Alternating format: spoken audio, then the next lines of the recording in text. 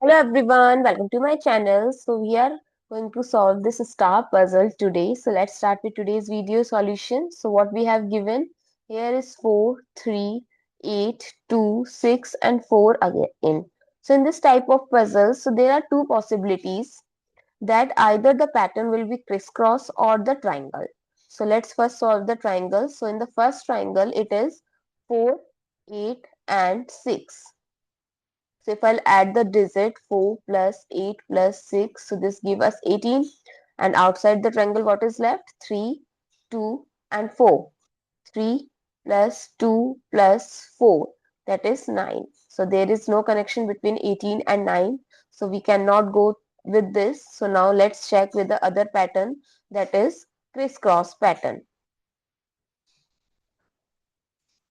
So in this crisscross pattern, what we have, if we see that here